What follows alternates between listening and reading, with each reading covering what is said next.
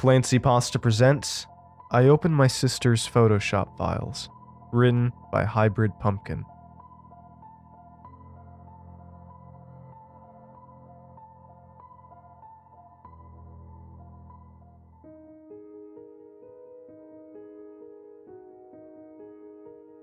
When my sister Mary moved back into the house, it didn't sit well with my parents. She had moved out on her own for a year, and in that time had managed to blow every single penny at a casino. She claimed she would move out again once she was back on her feet, but after 8 months of her living with us, there seemed to be little hope of her leaving anytime soon. My mom and dad were desperate. They set up interviews, they forced her to do job shadow, anything to get her a job. She was 27 years old, and my parents were too old to be looking after her all the time. In my young age of 13, I wasn't able to move out, but I avoided being a nuisance. Every day, Mary would leave the house, normally very early in the morning. She would be gone all day. The only time I'd see my sister were at dinner time, and that was it. After that, she would disappear into a room until she left again the next morning. Mary claimed to be spending all this time networking and searching for openings, but we all knew the truth. She was going to her boyfriend, Jeremy's place. None of us had seen Jeremy for a long time as they never came over, but she would post pictures of them to her social media almost every day. They would be sitting on a bench at the park, or on a chair at the pool, or standing on the beach. In the standing pictures, Mary was always supporting Jeremy. He was leaning on her, arms around her shoulders. I learned to disregard her posts, as most of them were the same. However, I did notice that she had astonishing amounts of likes on her pictures. For some reason, I never seemed to picture my sister as popular, but it was a little strange seeing the hundreds of thousands of likes and followers she had. A few times, I attempted to listen in on what Mary was doing in her room. I never heard anything interesting, just the sounds of her breathing and the trackpad on her laptop being clicked.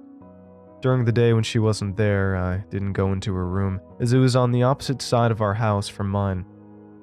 On the rare occasion that I did happen to glance into her room, I didn't notice anything of interest, just some empty chip wrappers on the floor and several pictures of her and her boyfriend framed on her desk and nightstand. I suppose I should tell you why I'm explaining this to you. Well, I never thought much of any of her behavior until 4 o'clock one morning when I was aroused by the sound of the door slamming. It was unusual for me to be awoken by this. For one, I'm a deep sleeper, and on top of that, the door is on the complete opposite side of my house from where I sleep.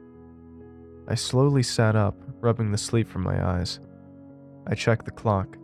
4 a.m. I groaned. Thinking I could catch a glimpse of my sister, I climbed out of bed and walked down the hallway that snakes through our house. As I neared the front door, I noticed a soft glow emitting from Mary's room. I glanced over at the window next to our door. No sign of Mary. I didn't intend to snoop. I was just planning on turning off her laptop for her, but as I walked up to her bed, I realized that she had left open her Photoshop project page. I thought about her social media pictures, and it made sense that she would touch up her photos before posting them online. The thought came to me that this was what she spent all her time doing, during the day holding a photo shoot with her boyfriend, and editing the pictures at night. Curiosity overcame me, and I was suddenly tempted to look at some of her files. What harm could it do? There were just a few pictures she had taken of her and Jeremy, and all she was doing were little basic things like color correcting and touching up little blemishes. Having recently become somewhat interested in photography myself, I figured looking through some of her Photoshop files would be a learning experience for me. So, I sat down on her bed and placed her computer in my lap. I clicked on the first one, the most recently updated project, titled Park 3. As I waited for the file to load, I took a look around her room. Most of it lay shrouded in darkness. I could see a poster on the wall parallel to myself, and on the floor a pile of trash.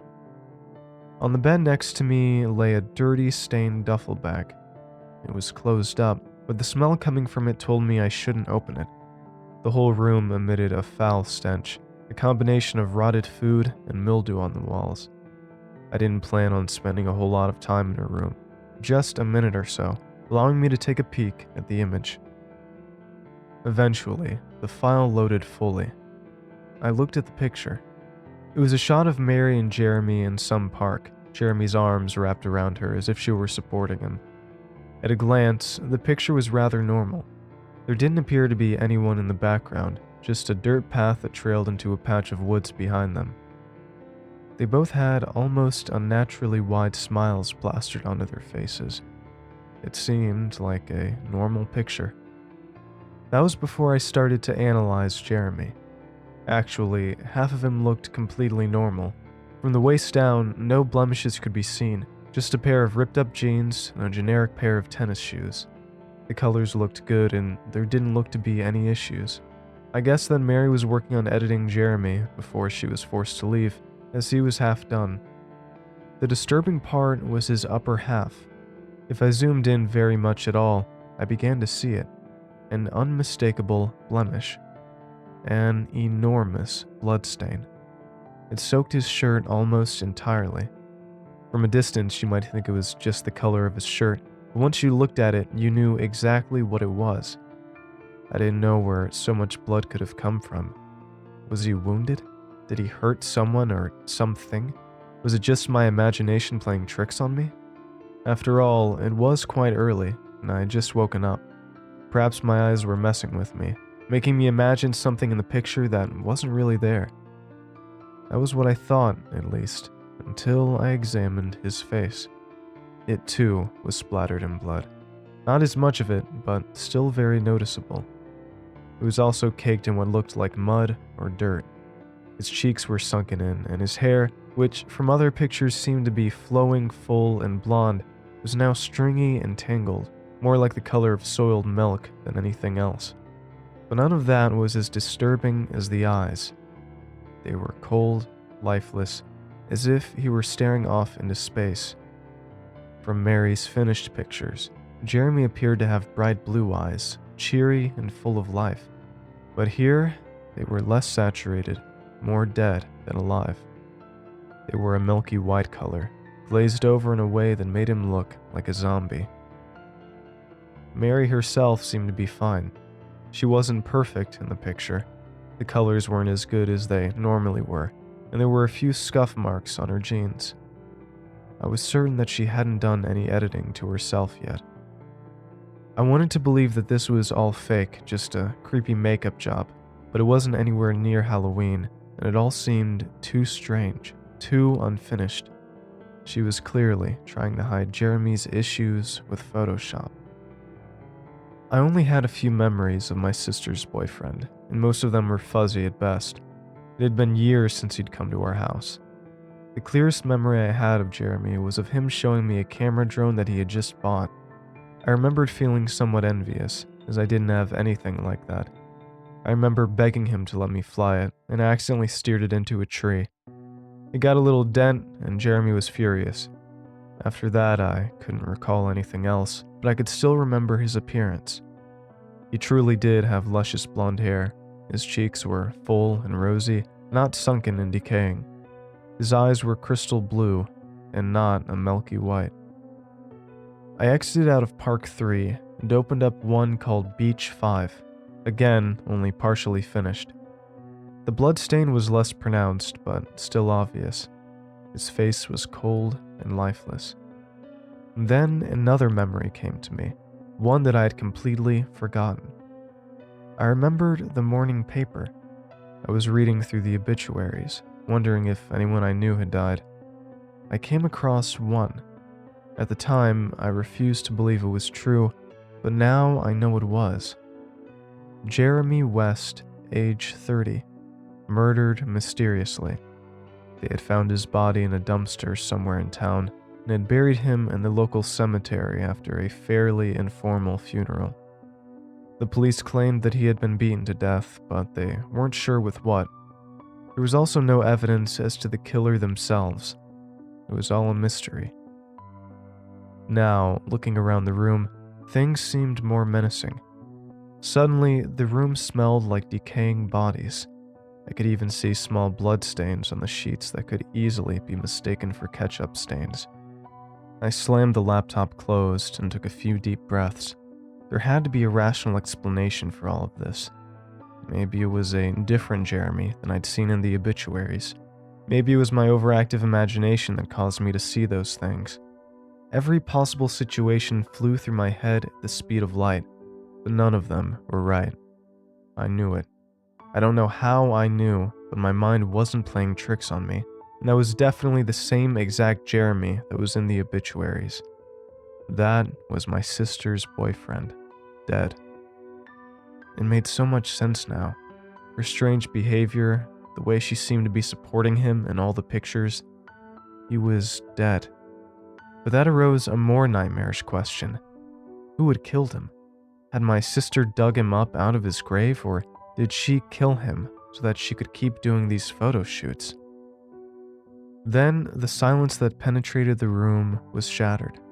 I heard the sound of the door slowly swinging open, creaking on its hinges. A few soft footsteps followed, along with the sounds of my sister saying, "I can't believe I forgot the laptop." In a moment of sheer panic, I dove under the bed. I hoped that Mary would just grab her laptop and leave, then maybe I could run for help and tell someone about this. As I scooted further under the bed, my leg was met with something. A shovel, covered in dirt and blood. I shivered. My sister padded quietly to the room. The only thing I could see of her were her feet. They walked slowly and deliberately to the bed where she grabbed her laptop. Then she opened it. Mary typed on a few keys and put in her password. Then I watched as she stomped on the ground in fury. I know I didn't open that. Who on earth has been tampering with my files? Her voice was enraged, full of absolute hate. She stomped off out the room, but I wasn't sure exactly which direction she went. After a few moments, I prepared my escape plan. I would crawl out of the room, into the laundry room, and out through the laundry room window. After that, I could hide out until daybreak, when I could tell Mom and Dad. As I readied myself to make my exit, I took another look around the room. Now that I knew about my sister, the whole room seemed more menacing. Then I heard them, footsteps coming back up the hall. I froze. Now what? What if she found me? I stayed where I was, listening to her rapid advance. As she entered the room, I stopped breathing. From the position I was in, I could see that she was holding something. A garbage bag. I watched in complete terror as she bent down slowly. Her face soon became parallel with mine as she stared straight in my face. Mary's expression was a look of complete insanity, a mix of joy and anger. My sister was truly mad. I couldn't move. I couldn't breathe. I couldn't scream. But then something strange happened, something I can only describe as a miracle. Mary's eyes swiveled around slowly, examining the area under her bed.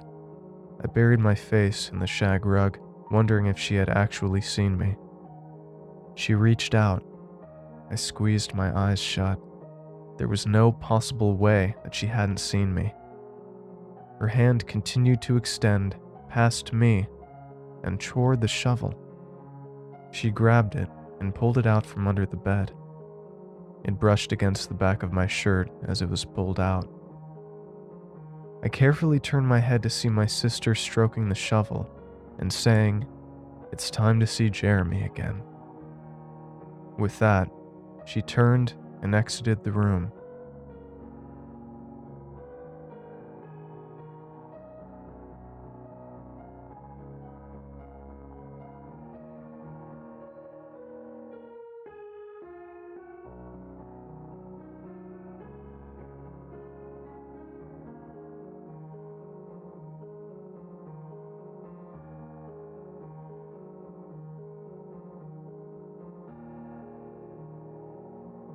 Thanks for watching, and I hope you enjoyed today's video. I want to give a huge thanks to all of my supporters over at Patreon and YouTube memberships. Your support makes these narrations possible, and I appreciate it a ton. If you'd like to join these lovely ghouls, you can head on over to my Patreon at patreon.com/ClancyPasta, or click the join button below to become a member. And if you'd like creepy cool shirts, make sure to head on over and check out my official merch store for some awesome tees, hoodies, stickers, and more. Alright, thank you all for watching, and I hope you have a great night. Cheers.